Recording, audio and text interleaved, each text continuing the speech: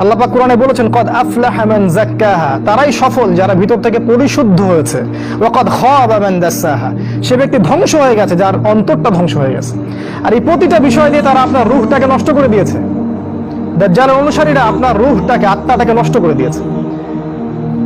খেয়াল করে দেখবেন আপনার চোখ দিয়ে পানি আসে না, একটা অন্যায় পাশে দেখলে আপনার গায়ের রক্ত গরম হয়ে যায় না, উম্মার মানুষদেরকে যখন অন্যায়ভাবে হত্যা করা হচ্ছে আপনার ভিতরে কোনো ফিলিংস জাগে না।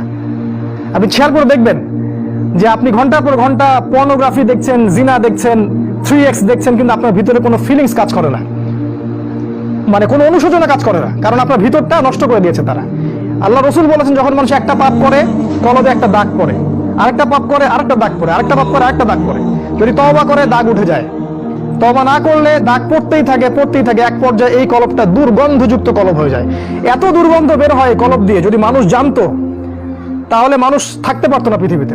এই জন্যই এই রকম শ্রেণীর মানুষের যখন মৃত্যু হয় তখন ওই মালাকুল মাউত এবং এই যে মৃত্যুর ফেরেশতারা তারা দুর্গন্ধে আত্মাটাকে বের করে নিয়ে আসেন, টেনে স্যাঁচড়ায় বের করে নিয়ে আসেন। এই পাপী মানুষটা মারা যাওয়ার সময় এই ঘটনাটা ঘটে। এইভাবে তারা আপনাকে ব্যস্ত রেখেছে। এখন কি হবে? এখন আগামী দিনগুলোতে কি এরা উম্মার নেতৃত্ব দিতে পারবে? এর মধ্যে কারা পারবে? উত্তর, এর মধ্যে সবাই পারবে না। উত্তর এক কথায় শেষ, সবাই পারবে না। কারা পারবে? এই যুবক শ্রেণীর মধ্যে যারা এই গুণগুলো অর্জন করতে পারবে তারা ইনশাআল্লাহ আগামী দিনগুলোতে সফল হবে। গুণগুলো পয়েন্ট আকারে বলে শেষ করছে। এই যুবক শ্রেণীর মধ্যে যারা তাদের জীবনটাকে বাকি পুরো জীবনটাকে আল্লাহর জন্য উৎসর্গ করতে পারবে তারা পারবে।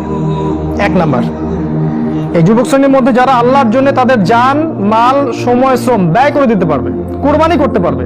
কুরবানি কেমন? ওই ইসমাইল আলাইহিস সালামের মতো। বাবা বলেছে তোমাকে জবাই করা লাগবে, তিনি কি বলেছিলেন? করিয়েন না। তিনি বলেছিলেন আপনাকে আল্লাহ যে আদেশ করেছেন সেটাই করেন, আমাকে ধৈর্যশীল পাবেন ইনশাআল্লাহ। এরকম ছেলে পাবেন এখন?